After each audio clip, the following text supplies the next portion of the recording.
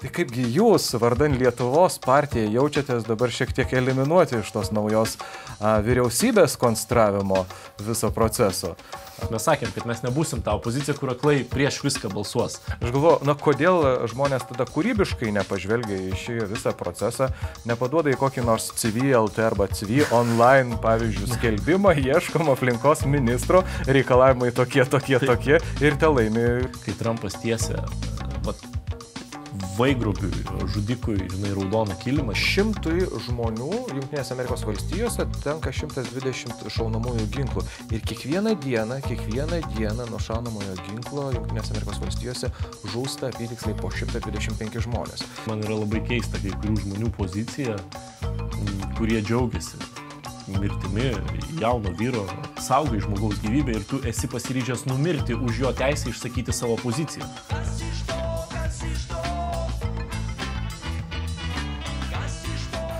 Gerą dieną, gerbiamieji žiūrovai, gerą dieną mūsų tinklalaidės sekėjai ir sekėjos. Džiugu vėl prasidėjus rudeniui grįžti į mūsų studiją ir pasikalbėti apie aktualiją su Virginijum. Sveikas, gyvas Virginijau. Sveikas, kaip laikaisi?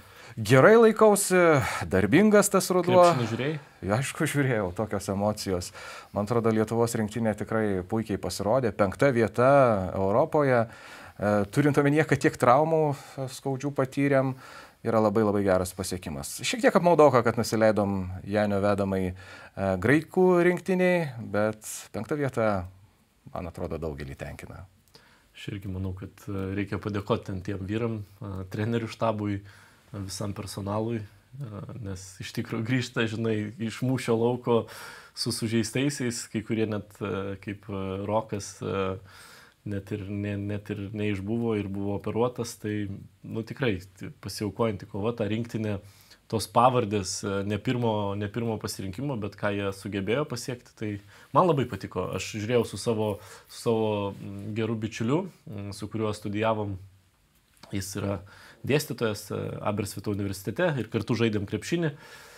Ir pastoviai taip išpuola, kad jis pas mane svečiuojasi čempionato metu ir mes ten žiūrėjom tą Lietuvos rinktinę ne kartą. Ir jisai sako, kad su Kurtinaičiu, aišku, mes žiūrėjom tas varžybas su Suomiais, tai jam ir Sargiūnas labai patiko, bet kad visai kita rinktinė, visai kitas braižas, kad bėga, laisvumo atsiradę, o ne ta taktika, kur tiesą sakant su graikiais šiek tiek jos matėme, bet turbūt to pasirinkimo kito nebuvo, kur, bet kokią kainą įkiškim kamuolį Valančiūnui ir tas toksai sudėtingas žaidimas. Jo, ir kažkur matyta, ar ne? Kažkaip mes su bičiuliais juokavom, kad kažkaip sudėtinga lietuviams visada žaisti prieš kibezoninę gynybą. Čia reikia pataikyti tritaškius, tai Tubelis būtų sumetęs tritaškius, gal būtų kita istorija, bet graikai irgi daug laisvi metė, ten tų rizikų buvo. Čia detalės. Aš tai džiaugiuosi, kad aš laimėjau lažybas prieš savo Latvijų kolegą. Mačiau, socialiniuose tinkluose galima pamatyti nuotrauką, kur kolega Latvis su Lietuvos rinktinės marškinėliais. Buvo lažybos, kad tas, kas pralaimi visą Strasbūro sesiją, dėvės tos rinktinės marškinėlius, bet galiausiai mes labai draugiškai, tiesą sakant, apsikeitėm. Aš jam padovanojau Lietuvos rinktinės marškinėlius, jis man padovanojo Latvijos marškinėlius su Kristapso Porzingio parašu. Šiaip man, tas lietuvių Latvių derbis, jis visada toks. Ir ten atsiminus ten Kambalos laikus, kur ten jau kumščiai eidavo į trasą, kur ten Latvijai darydavo tą pristatymą, ten Kambalai bėgdavo su pirštinėm, su ten diržą išneždavo priešais jį. Tai dabar kažkaip labai, įvyko ta dvikova, bet ir gale ten tos jau tokios pražangos gal buvo ant ribos, bet labai draugiškai. Ir Latvijai po to labai draugiškai komentavo, kad, taip, lietuviai sužaidė geriau, pagarba. Toks, man patiko. Iš tikrųjų, toks buvo tikras sportinis, ten ne viens kitus ten prakeikt, išsiųsti paskui rusų laivą, o iš tikrųjų ta tokia buvo broliška pagarba tom varžybom, ir aišku, mūsų fanai.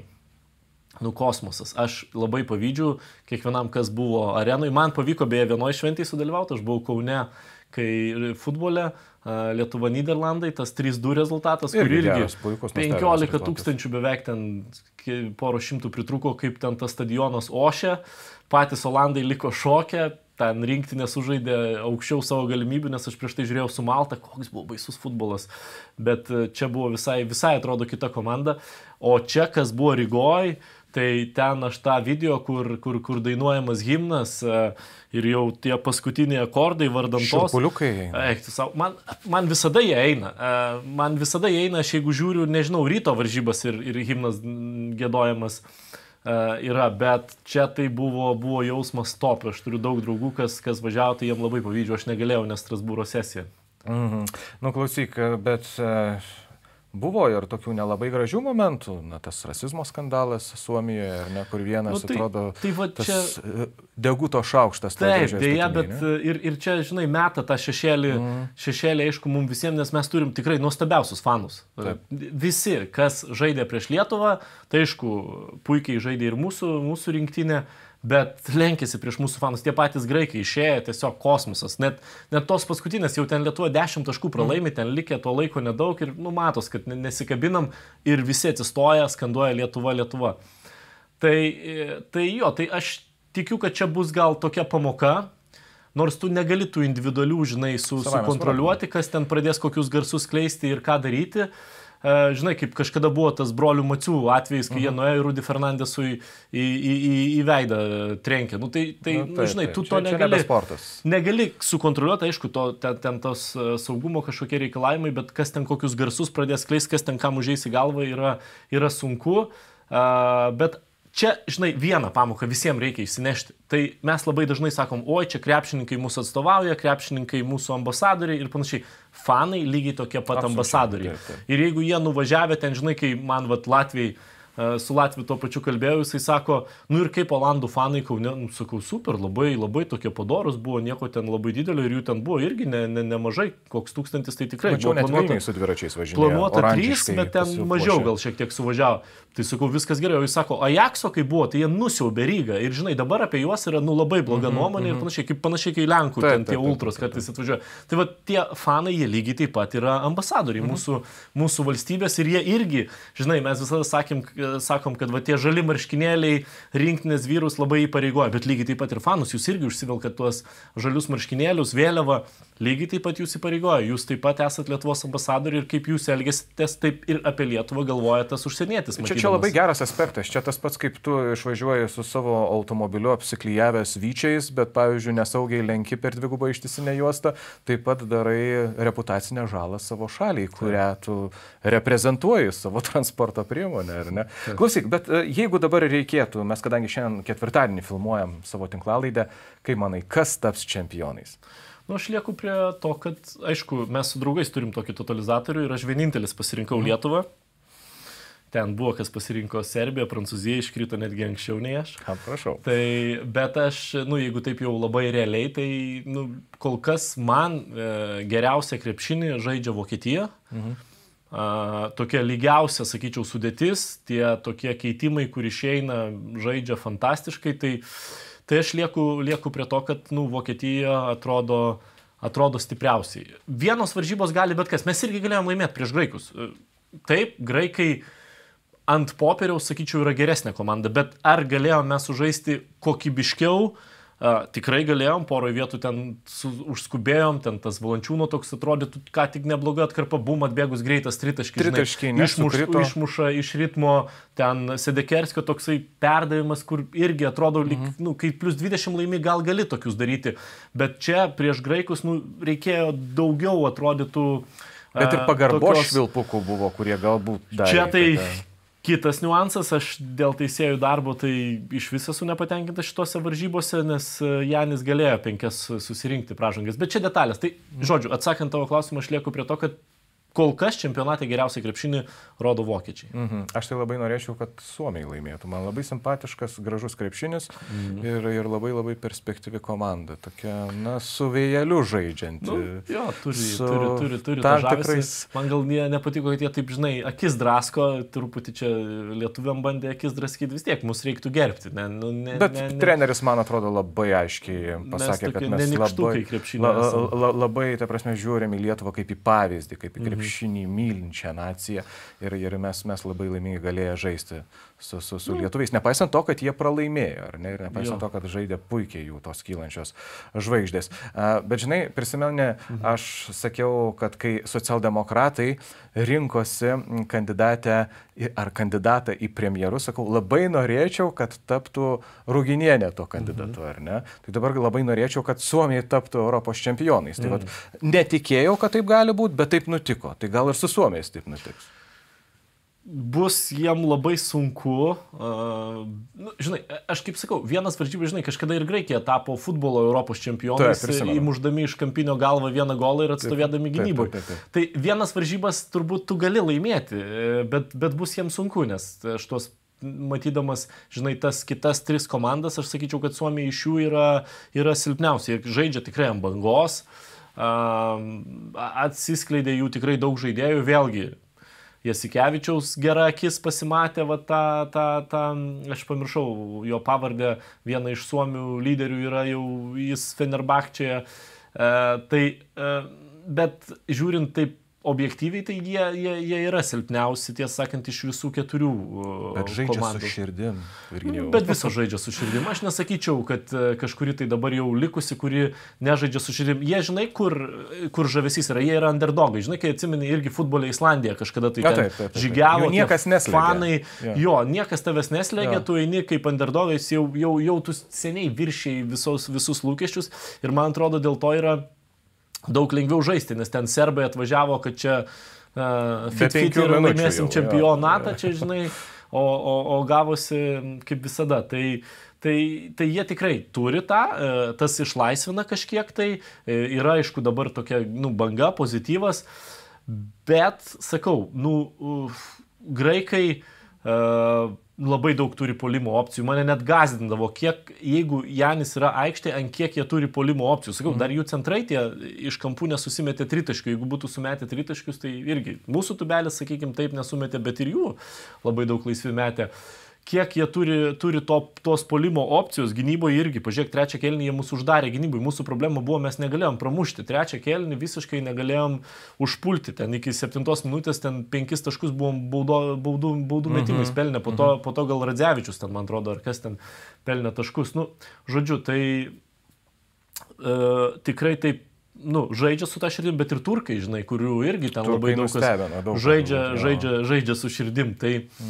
Tai šitoje vietoje, aš manau, vokiečiam reikia, jie turi padaryti, dabar prieš juos yra tokia, turim padaryti tą darbą, kurį kaip ir privalom ir jeigu padarysim tiki, viską, kad mes padarysim. Tai nematau didelių problemų, nes, sakau, jų irgi tas puolimas, aš pažiūrėjau prieš Lietuvą, monstriškas puolimas, ten, žinai, tiek tų opcijų ir ką reiškia Šrioderis, kaip jisai kūrė.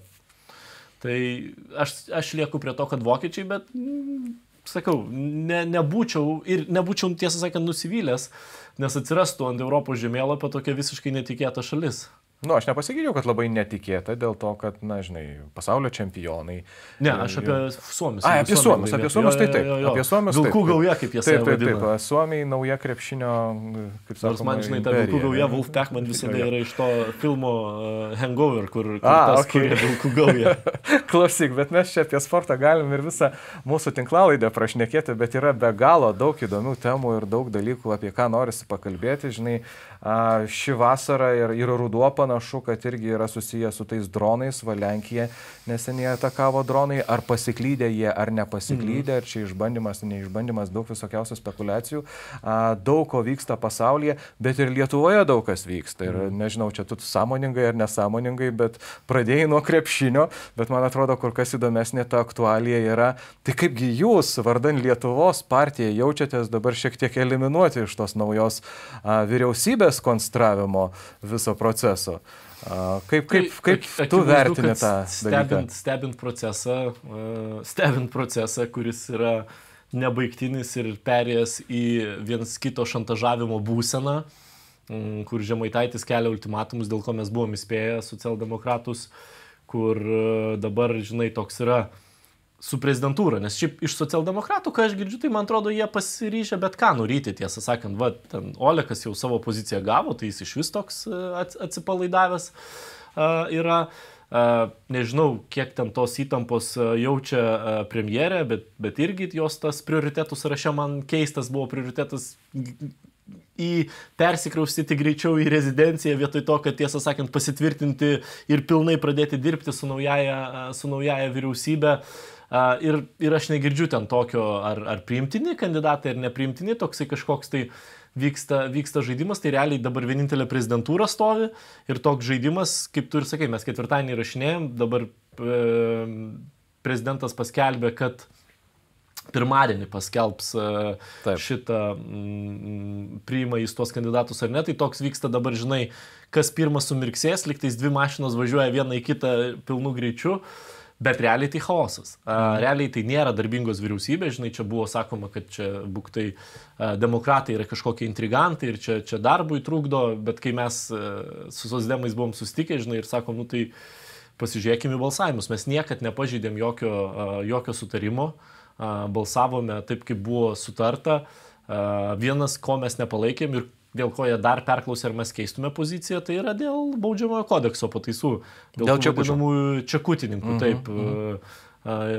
Žinai, pasakyti, kad iki 20 000 korupcija, tai ne korupcija, nu, palengvinti ten tą atsakomybę, bet jau 20 000 ir vienas, tai jau yra kita atsakomybė, nu, ne tai mes matome prioritetais valstybėje, ypatingai dabartiniai geopolitiniai situacijoje, tai mes tikrai už veikiančią vyriausybę ir aš manau netgi, jeigu ten įvyktų ir jie ten nesusitartų ir ką grasina Žemaitaitis padaryti, ten Nemuno aušra trenktų durimis, aš sunkiai matau, kad demokratai jungtųsi prie vyriausybės, dabar vis tiek buvo socdemų skyrių, čiagi balsavimas, nu tai irgi reikia gerbti ir tuos skyrius.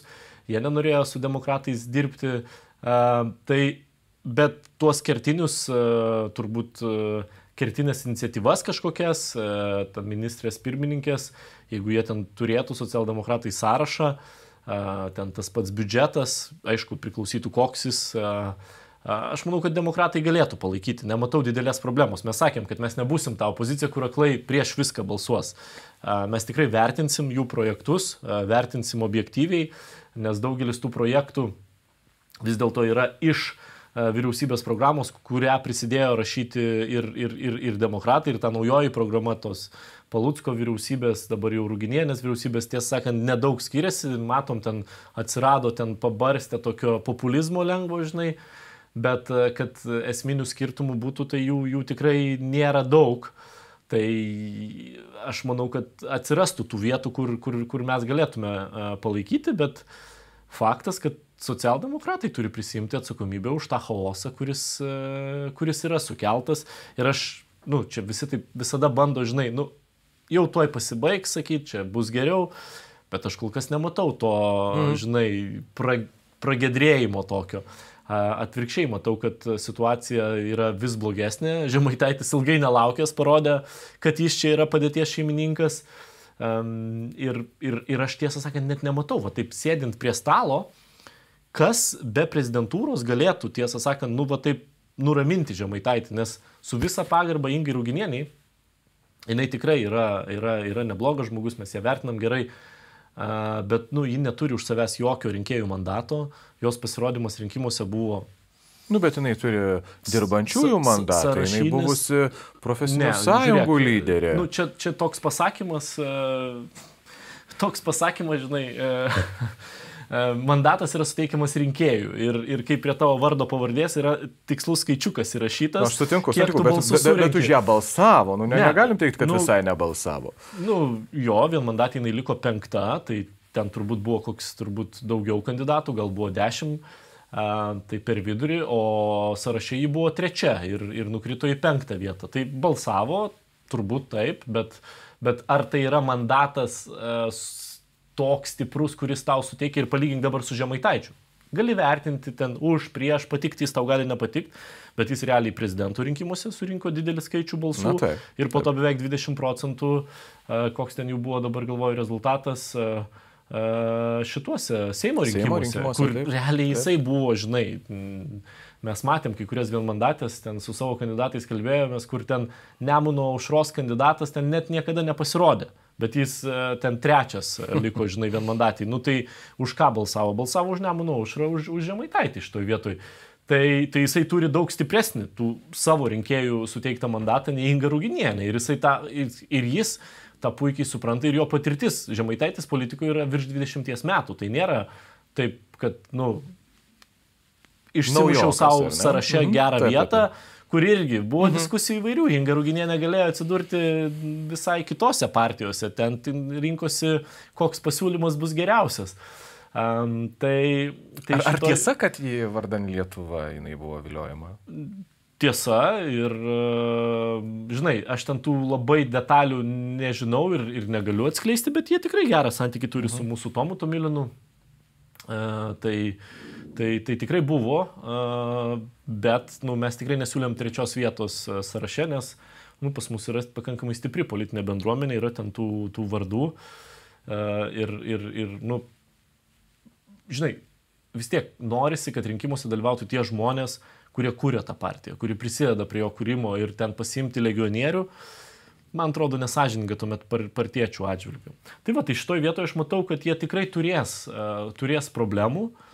Prezidentūra negalės kiekvieno kampo visada ten susaugoti, sužiūrėti ir tų iššūkių kils. Tai dabar, jeigu ir priims tą vyriausybę, sakykime, pasitvirtins jau pilnos sudėties, nes dabar tik tai 12, tai po to ateis biudžeto klausimas. Ir jeigu jūs galvojat, kad ten jau Žemaitaitis tiesiog bus proceso stebėtojas, tai tikrai nebus.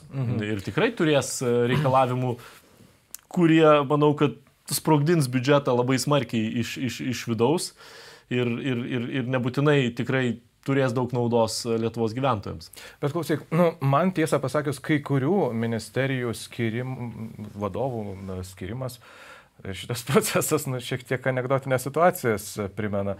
Tas pats Poderskis, ar ne, aplinkos ministras, kuris jau lyg ir buvo pareiškęs, kad tikrai jo nedomina tęsti karjerą, staiga iš niekur nieko, neradus tinkamo kandidato vėl yra siūlomas. Aš galvoju, kodėl žmonės tada kūrybiškai nepažvelgia į šį visą procesą, nepaduoda į kokį nors CV.lt arba CV online, pavyzdžiui, skelbimą, ieškom aplinkos ministro, reikalavimai tokie. Ir te laimi geriausias pokalbyje darbo su prezidentu. Šiandien tą naujieną išėjo apie dirbtinio intelekto ministrą pirmą ten Albanijoje ar kur, tai irgi galbūt variantas. Šiaip liūdna, žinai, mes su tavim čia aišku juokaujam viską, bet taip būtų galima juokauti, nežinau, jeigu mes rinktume, nežinau, mokyklos rinktinę tarp klasiniams, tai gal ir tokių juokelių galima būtų, bet čia mes kalbam apie Lietuvos Respublikos vyriausybę.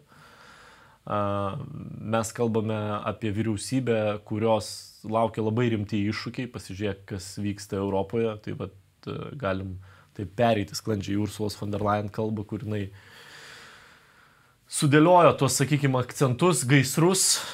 Čia kalbėjo apie ES situacijos apžvalgą, ar ne, kuri kiekvienais metais rugsėjo mėnesį yra pateikiama. Jo, čia nėra apžvalga, tai yra metinė prezidentės kalba, jinai gali kalbėti, ką nori. Taip. Ir aš manau, tą kalbą, irgi Lenkijos dronai, tie įskridė į Rusijos dronai įskridė į Lenkijos teritoriją per Baltarusiją, tai irgi koregavo tą kalbą. Ir aš manau, tą pradžią, kur jinai taip, žinai, kalbėjo apie tą tokią kovą, žinai, europiečių. Kova buvo esminis toks vardiklis kalbos. Kur netgi jai tai nėra charakteringas žodis.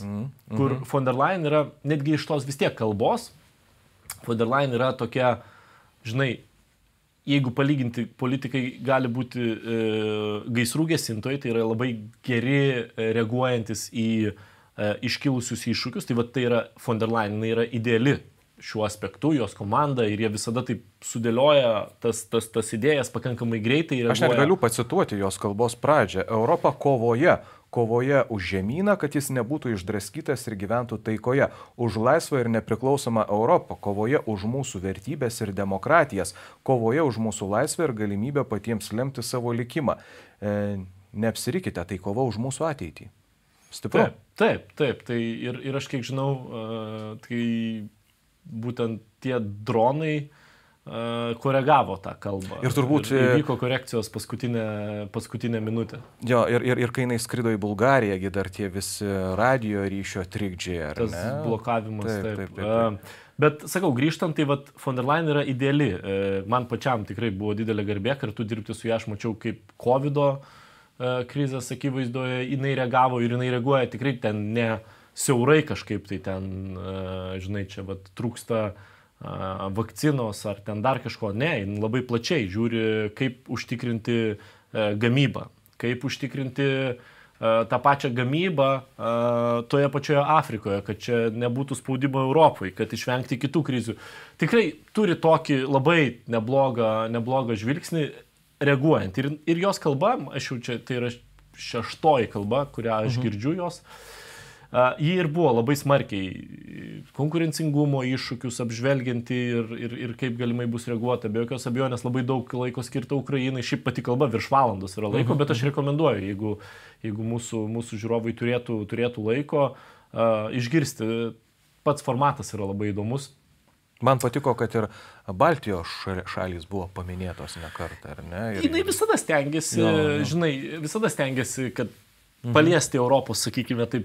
Ir kad jinai lankėsi, būtent šitose čia yra labai stipru, valstybėse, kurios ribojasi su agresorium, yra, man atrodo, labai svarbus toks gestas prieš tą kalbą. Čia yra labai svarbu ir aš čia tikrai kreditą noriu atiduoti mūsų komisarui, Andriui Kubiliui, jo komandai, nes jos, aš žinau, tos idėjos, žinai, kaip yra priimamos. Aš kažkada tai pasiūliau idėją, kad visa komisija važiuotume į Kijevą ir turėtume bendrą Ukrainos vyriausybės ir visų komisarų susitikimą ir iš to galėtų išplaukti tam tikri siūlymai. Ir tos idėjos visada sutinkamos pradžiai taip su atsargumu, bet po to jau, aišku, procesas pradeda važiuoti. Bet tai, kad jinai važiavo ir tai, kad dar pasiėmė kartu su savim Kubiliu, tai čia didelis pasiekimas, nes aš žinau, kad jinai retai ima komisarus, labai retai. Tai šitoj vietoj tikrai labai smagu ir būtent, kad prieš tą kalbą tą padarė. Ir kad kalboje jinai dar kartą paminėjo ir skaičiukus, kurie yra labai svarbus. Ir matyti to komisaro mūsų irgi yra nemažas indėlis, ar ne? Skaičiukai ten, aišku, biudžetas jau jos sprendimai, bet jo, tai sakau, tikrai smagu dėl to, bet vėlgi, reaguojama į, žinai, krizes. Man ko pritrūko, tai pritrūko šiek tiek tokio vizionieriško požiūrio, galbūt tokio, žinai, kur ta Europa juda ir kaip jinai atrodys. Nes akivaizdu, kad geopolitika ir tos, žinai, tektoninės plokštės labai smarkiai sujudėjo. Ir tu matai, kas yra Šanchajuje, kur eina šį susikabinės rankom su Putinu ir Šiaurės Korėjos diktatoriumi, žinai, ir ten už jų eilė, ten įvairių Afrikos lyderių ir taip toliau. Ir, žinai, tu žiūri ir matai, ten 50% yra pasaulio BVP. Tada mes matome Trumpą, kuris America First ir, tiesą sakant, nukreipta tokia politika labiau, būtent, ką jinai ir paminėjo, sudraskyti Europą. Gal čia labai toksai stiprus įsireiškimas, bet realiai, žinai, skaldyti Europą. Europos Sąjungos kaip po tokios nemato, tarėsi individualiai su šalim. Žinai, Europa turi priimti vietoj 30 smūgių į veidą 15, tai aš čia referuoju į tarifus. Tai, žinai, man pritrūko tokio, tai kur vis dėlto šitoj situacijoje, kaip mes užtikrinsime Europos strateginę nepriklausomybę. Šitoj vietoj čia yra Makronas labai geras, jis yra politikas vizionierius.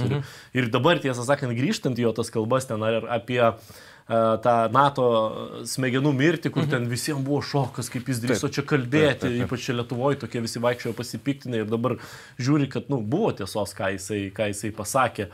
Žinai, ar lygiai taip pat dėl per didelio Europos tokio pasitikėjimo, dėl JAV saugumo garantijų, kad vis dėlto reikia savo kurti ir mažinti tas priklausomybės, ne tik nuo JAV, bet apskritai energetikoje, žinai, nuo Rusijos ir taip toliau, tai tas daug kas materializuojasi. Tai bet šiaip tikrai kalba stipri, akcentuojanti problemas, plaukianti su pasiūlymais, emocionaliai man stipriausia vieta buvo dėl pagrobtų vaikų Ukrainoje, labai stipri vieta, to berniuko istorija, kuris pats dalyvavo su savo močiute ir jo mama vis dar yra dingusi.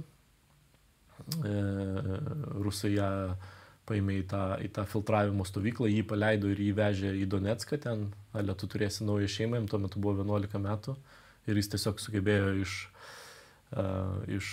žmogaus pasiskolinti telefoną ir paskambinti močiutį ir ten močiutė sukorė didžiausią kelią, kad jį surasti, pasiimti, bet kiek daug yra tų pagrobtų vaikų, tai yra tiesiog košmaras ir neįsivaizduojama, kad ir čia yra Rusijos politika ir ta prasme, kai Trumpas tiesia vaigrobiui, žudikui, žinai, raudoną kilimą, tie amerikiečių kariai, kur Amerikoje yra ypatinga pagarba, žinai, kitose pačiose krepšinio varžybose, aš kai būdavau, yra, žinai, visą laiką veteran salute ir panašiai, kur visi atsistoja visą areną ir ploja.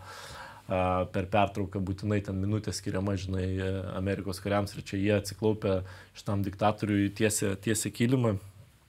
Tai aišku, tai va, ta vieta man buvo turbūt tokia emociškai sudėtingiausia, nes tų vaikų labai daug yra negrąžinta, jų likimai yra nežinomi, o kiek dar yra būtent tų motinų, tėvų, kurie išvežti ir į tas visas filtravimo stovyklas.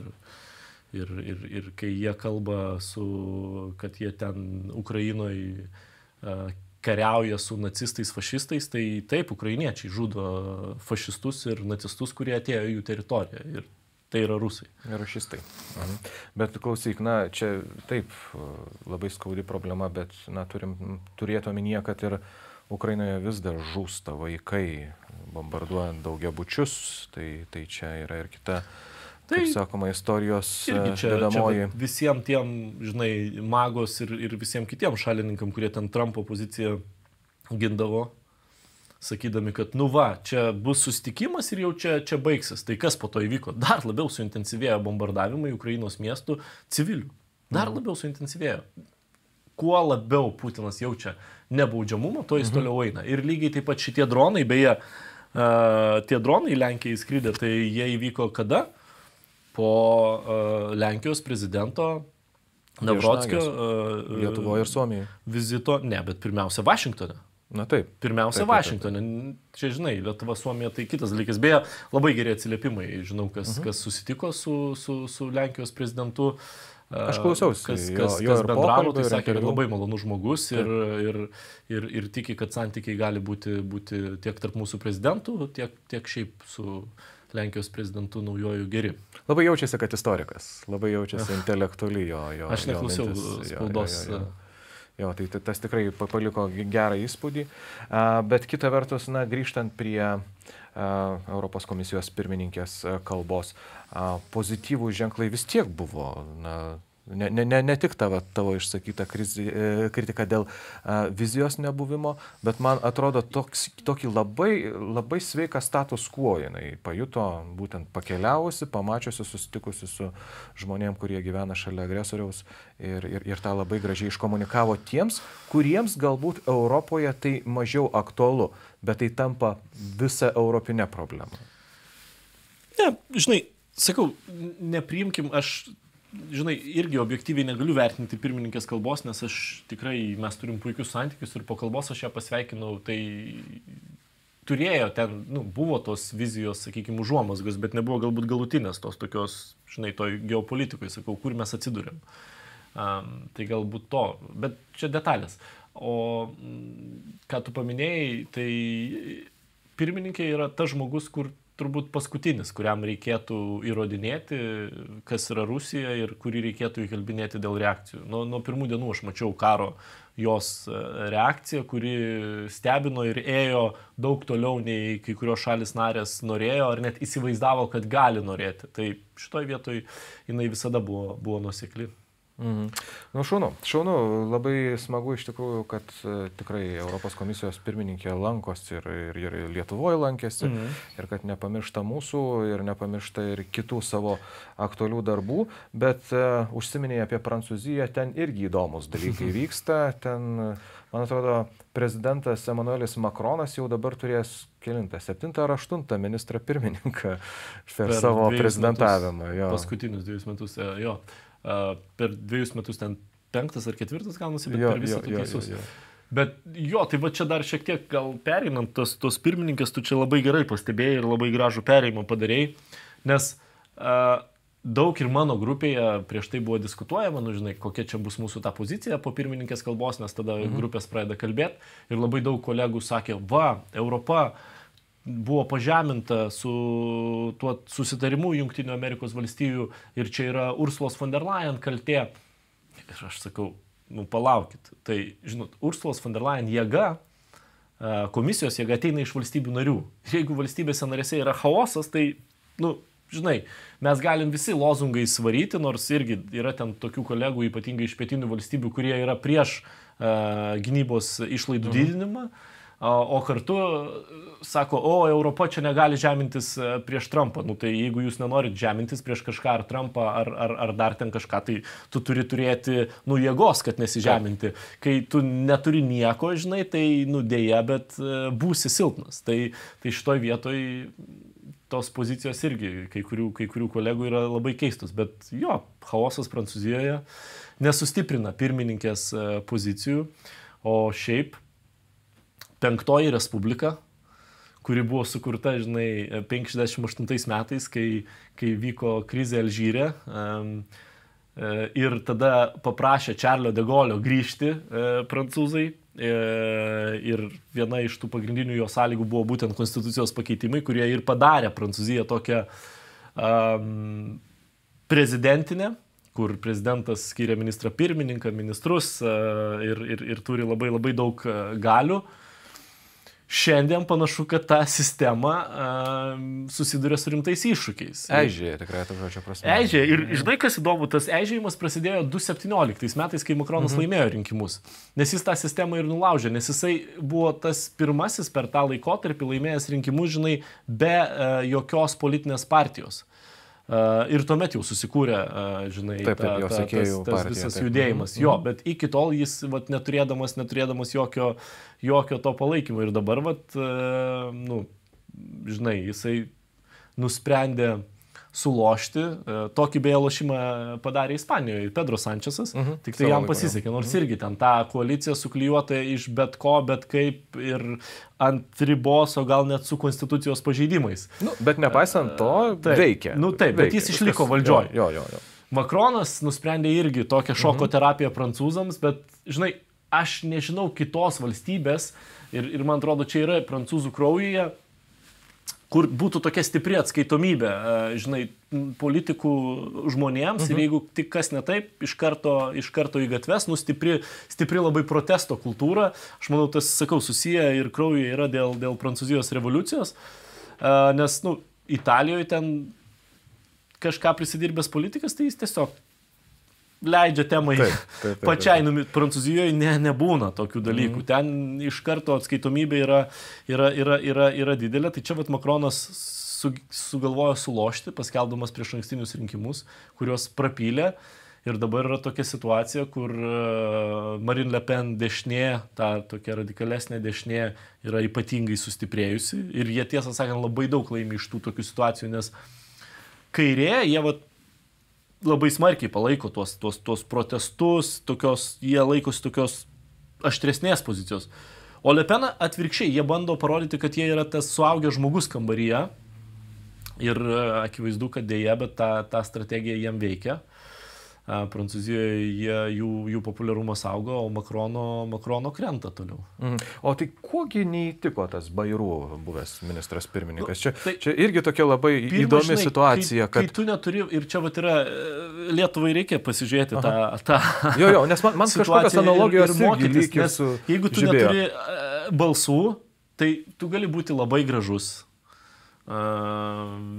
Bet atėjęs į Seimą, tu neturi balsų ir tas yra su Bayrou, jisai neturi balsų, jis pasiūlė darbotvarkę, kuri reikalinga Prancūzijai, aišku, bet kurią yra labai sudėtinga priimti. Tai kairiesiam tai yra iš vis neįsivaizduojamas dalykas. Nes kalba sukasi apie didelius pinigus, ar ne? Mokesčių reforma. Tai jie kerpa išlaidas 44 milijardais, tai atsisako 2 šventinių dienų, tada, aišku, tas apmokestinimas atsiranda papildomas, jei neklystų, nu ir ten naikina lengvatas, užšaldo pensijas, nes pas juos panašiai yra indeksavimas pensijų. Ten gal truputį kitaip veikia nei pas mus, bet yra indeksavimas, tai jie užšaldo pensijas, nu, va, tokie ir viskas dėl to, kad valstybės skola yra labai didelė. Tai dabar valstybės skola yra dar didesnis iššūkis, nes ta krizė besitęsianti, tai jinai panašu, kad gali dar ir sumažinti Prancūzijos skolinimosi reitingą.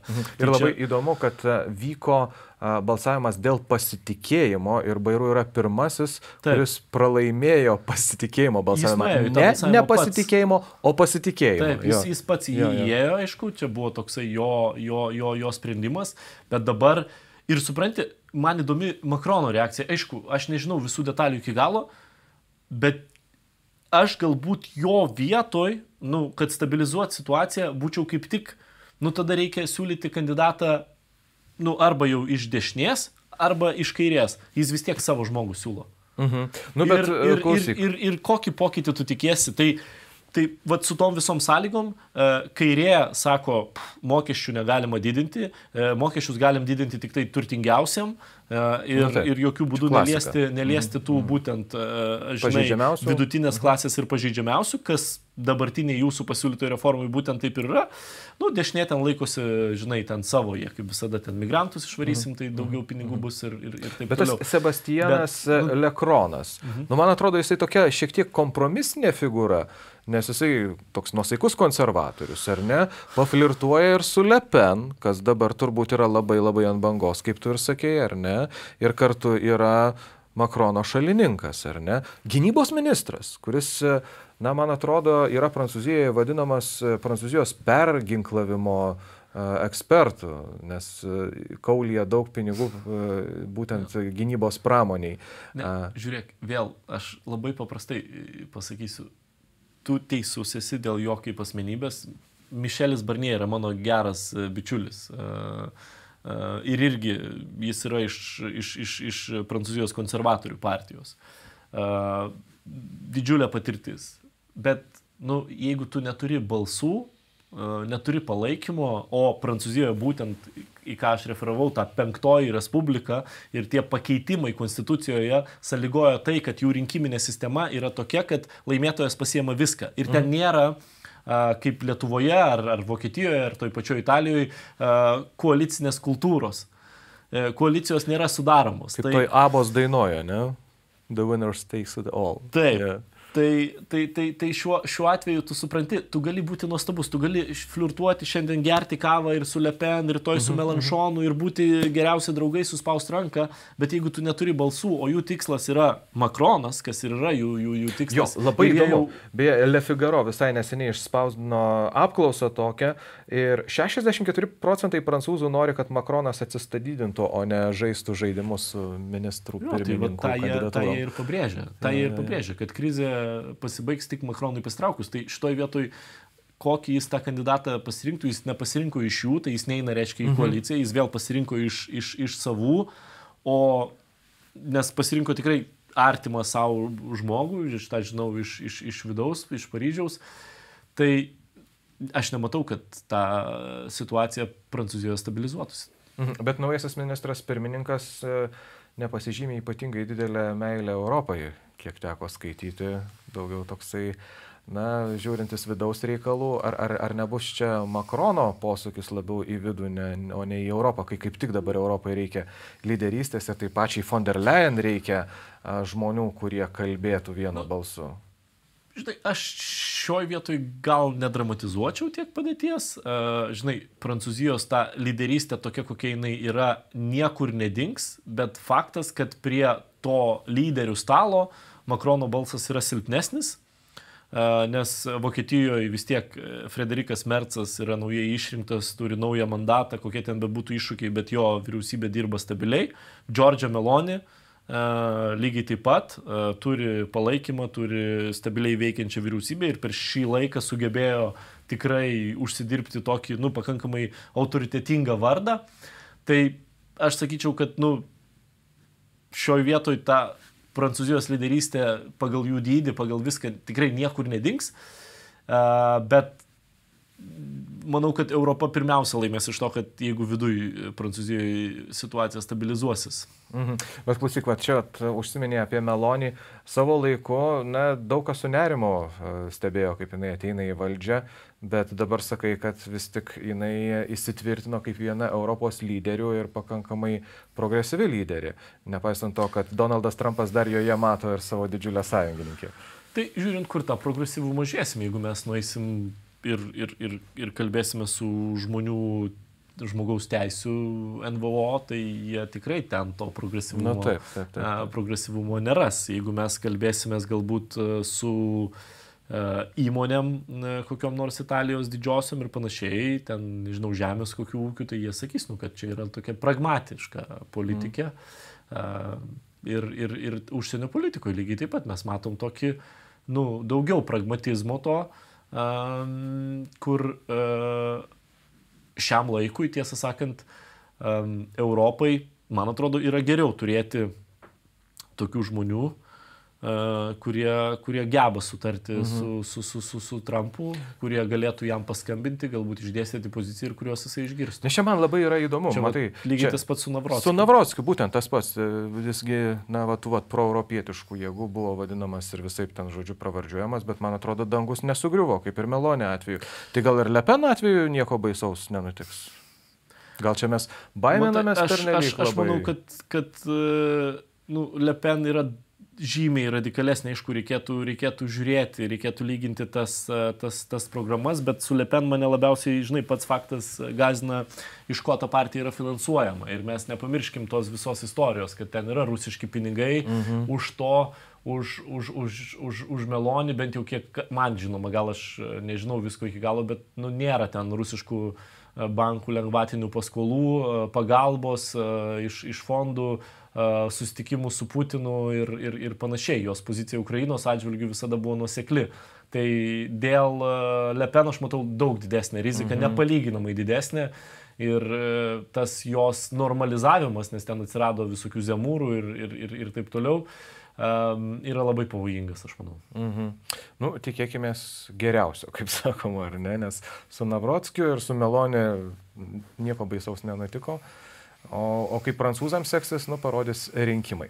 Gerai, pereikime prie dar vienos temos. Šią savaitę apskriejo žinia, kad vienas iš artimų Donaldo Trumpo bendražygių, kuriam turbūt pats Amerikos prezidentas yra ir ganėtinai dėkingas už tai, kad jisai dabar yra Baltuosiuose rūmuose, buvo pašautas ir dėja iškeliavo anapilin. Kaip tu regi visą šitą situaciją? Jungtinėse Amerikos valstijose tie pasišaudimai nėra retas reiškinys. Tiek gatvėje, tiek ir bandymai pašauti į tą patį Donaldą Trumpą. Mes pamiršom jau tą atvejį, kai bandėm pasikėsinti vienas jaunuolis. Tai kas čia vyksta, kaip manai? Aš manau, kad, smurtui politikoje, diskusijoje, nors ir ten diskutuojantis su tavim gali turėti radikaliai kitą nuomonę, bet smurtui nėra jokio pateisinimo.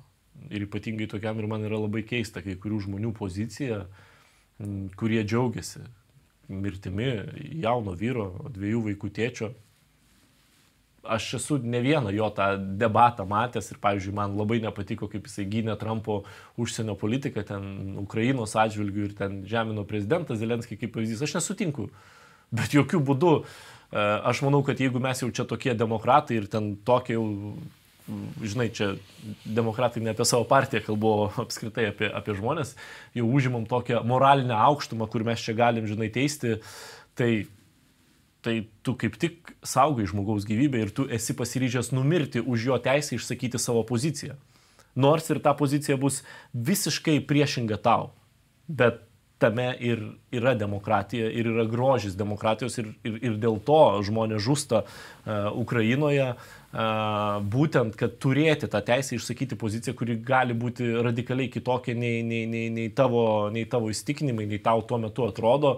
Ir jo tas važiavimas, aišku, į koledžus, į universitetus, diskusijos, kurios, aišku, buvo tokios pakankamai provokuojančios. Aš tikiu, kad tų diskusijų ir jo pozicijų ten buvo tų įvairių, nes dabar mes gyvenam, socialinių tinklų eroje, kur iš ten 3 valandų diskusijos iškerpa, žinai, 3 minutės, kur Reelso. ten buvo toks didžiausias, turbūt, žinai, karščiausias susilietimas ir bando parodyti, kad taip yra, bet tie žmonės, kurie kažkaip dar net pateisina tą smurtą, nu tai yra visiškai nepriimtina. Tiek šūvis į Donaldą Trumpą, tiek galų gale dabar šio jauno vyro mirtis. Kaip sakiau, mes galime sutikti dėl pozicijų, bet jis privalo turėti galimybę tą poziciją išsakyti ir mes turim turėti argumentų tiesiog išsakyti savo poziciją ir įtikinti žmonės, kad yra galbūt kitaip, kodėl mes nesutinkame ir panašiai. Tai liūdna, labai liūdna. Ir dabar irgi, aš mačiau čia Lietuvoje, tose mano socialinio tinklo burbuluose, ten tokie Trumpo fanai, tai iš karto kairę pusę apkaltino. Leftistus. Jo, leftistų čia sąmokslas. Jo, kad čia leftistų šauliai, žinai. O aš kaip tik, žinai, matysim, FTB padarys tyrimą, labai tikiuosi, JAV tarnybos padarys tyrimą ir matysim kas, bet aš sakyčiau, kad čia, žinai, ir taip gali būti, nes dabar tai visiškai atriša rankas, žinai, ir Jungtinių Amerikos valstijų dabartinė administracijai žiūrėti kitaip, sakykime taip, į situacijas ir tą interpretuoti. Taip, čia šitoj vietoj aš tikrai neskubėčiau su jokiom išvadom, bet baisiausi man yra tie, kurie sako, kad čia viskas yra gerai. Tai čia tikrai nėra gerai, tai yra baisu. Ir ta tokia, žinai, radikalizacija, kur ten ar tu į kairę judi, ar į dešinę, jie dėja bet skaldo visuomenę ir jeigu jinai veda prie smurto, tai yra blogiausia, kas gali įvykti. Mes galim turėti diskusijų, žinai, įvairių, aš galiu nesutikti su pozicijomis ten kolegų Seime, kitų partijų atstovais, bet aš visada vis tiek stengsiuosi išgirsti jų argumentus, stengsiuosi rasti savo argumentų, bet tai niekada negali pereiti į kažkokį smurtą. Bet kažkaip labai įdomu dėl to, kad labai ilgą laiką tos politinės žmogžudystės tai buvo Pietų Amerikos toksai, galima sakyti, bruožas, Azijoje, Afrikoje pasitaikydavo, bet dabar ir vakarų pasaulyje, ir Ukrainos aukščiausios rados vienas iš pirmininkų buvo nušautas, ar ne, mes vis dažniau girdime, ar ne.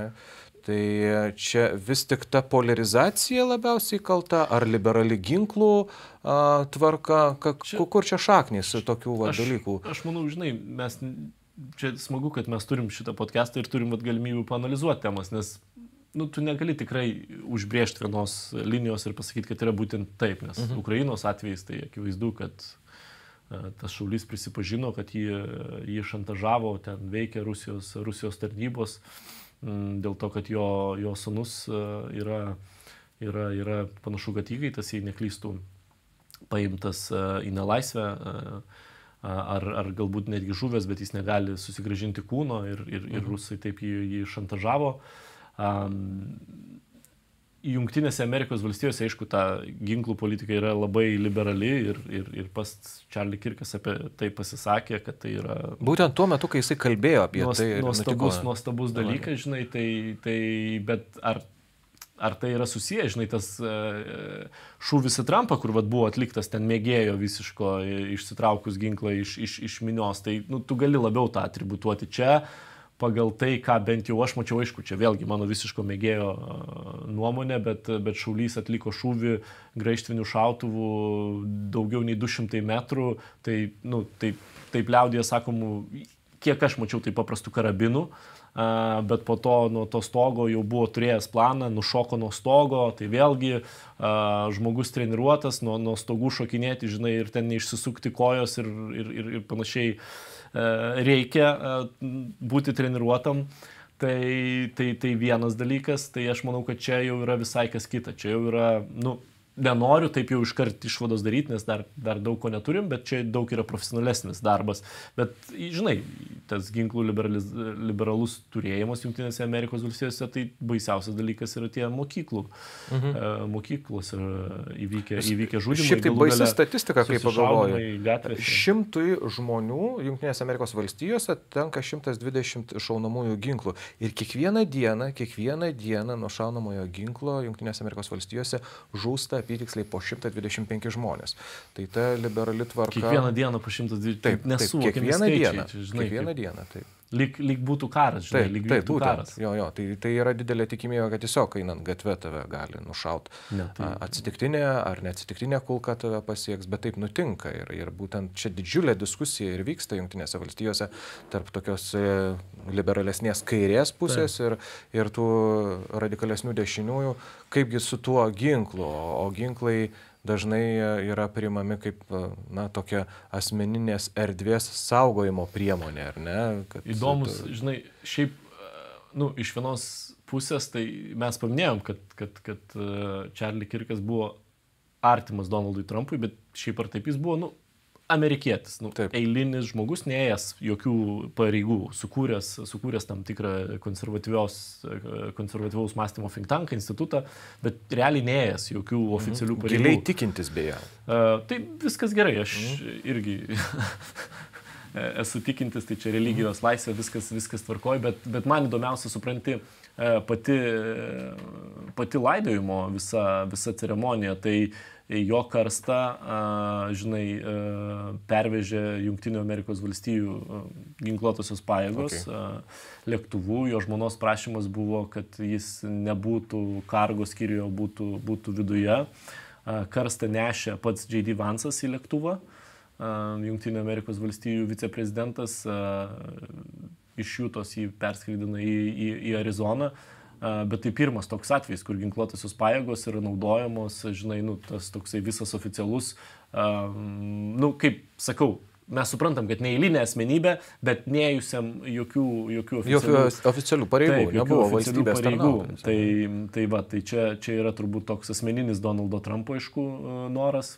Bet kaip amerikiečiai žiūri į tai? Kaip amerikiečiai? Ta prasme, man atrodo, tai Jungtinės Amerikos valstijose toje visuomenėje labai būtų sudėtinga, ar ne?